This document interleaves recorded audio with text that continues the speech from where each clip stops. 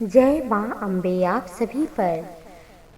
माँ दुर्गा की अपार कृपा बनी रहे, ऐसी शुभ मंगल कामना आप सभी के लिए करते हुए आइए हम सभी जानते हैं कि नवरात्रि में घट स्थापना की पूजा में ये 7 अनाज बहुत ज़रूरी है, क्योंकि ये 7 प्रकार के जो अनाज हैं इनका संबंध 7 ग्रहों से माना जाता है।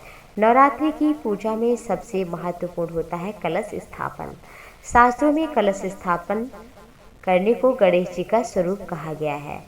नवरात्रि के प्रथम दिवस घट स्थापना इसलिए की जाती है ताकि गणेश जी की कृपा से नवरात्रि के 9 दिन किसी विघ्न बाधा के बिना पूजा कार्य संपन्न हो।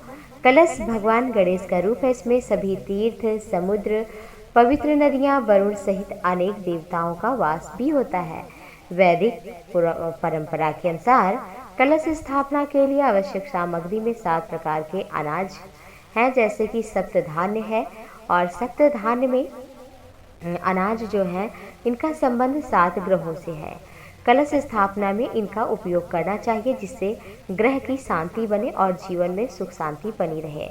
तो नवरात्रि में सबसे अधिक जो सर्वप्रथम माना जाता है, भगवान कहते हैं अन्न में मैं जौ हूँ, तो नवरात्रि में जौ का सबसे अधिक महत्व कहा गया है और इसका संबंध बृहस्पति ग्रह से कहा जाता है।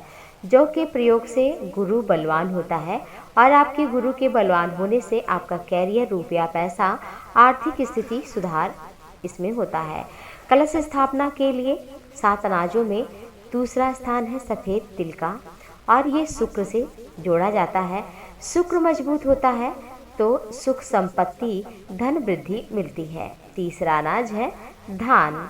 धान अगर आप उपयोग करते हैं इसमें पूजा में, तो ये चंद्रमा से रिलेटेड माना जाता है और इसका उपयोग करने से चंद्रमा मजबूत होता है। चंद्रमा के मजबूत होने से आपको मौसम की जो बीमारियां होती हैं या कोई आपको परेशान बहुत ज़्यादा क्रॉनिक कोई डिजीज़ है, तो उससे आपको राहत मिलेगी और आपके स्वभाव में यदि क्रोध है तो उसको भी कम करेगा। चौथा अनाज है मूंग।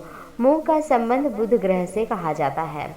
बुध ग्रह के शुभ प्रभाव से व्यक्ति को रूप, गुण, बुद्धि और सौंदर्य की प्राप्ति होती है।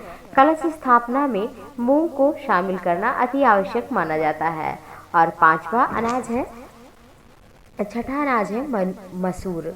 तो कलश स्थापना के लिए आप ये जो 5वां इसका स्थान है, मसूर का 5वां स्थान है, तो इसमें प्रयोग किया जाता है जो कलश स्थापना में। तो ये हमारे जो बहुत अमंगलकारी जो ग्रह हैं वो हमें परेशान नहीं करते और हमें जीवन में मंगलकारी, हमारा जो जीवन है वो मंगल से भरा होता है, शुभ से भरा होता है। 6वां जो अनाज है वो काला चना है, और काला चना जो है ये छठे अनाज के रूप में कहा जाता है। काले चने का संबंध शनि ग्रह से होता है। शनि ग्रह को कर्मों का देवता माना जाता है। शनि देव अच्छे कर्मों का फल और बुरे कर्मों का फल भी देते हैं। पूजा में चने का प्रयोग करके आप शनि की दशा से दूर रह सकते हैं। और जो 7वां अनाज है वो है गेहूँ। कलश स्थापना के लिए 7वें अनाज के रूप में गेहूं का प्रयोग किया जाता है। गेहूं का संबंध सूर्य ग्रह से माना जाता है। पूर्व जो ये पूजा है, तो पूजा में गेहूं का प्रयोग करके आप अपने ग्रह को मजबूत कर सकते हैं, निरोगी काया, दीर्घायु जीवन प्राप्त कर सकते हैं। तो आप सभी भी अवश्य ही कलश स्थापना में इसका उपयोग करें। बहुत बहुत धन्यवाद। माँ दुर्गा की कृपा बनी रहे। जय माँ दुर्गा।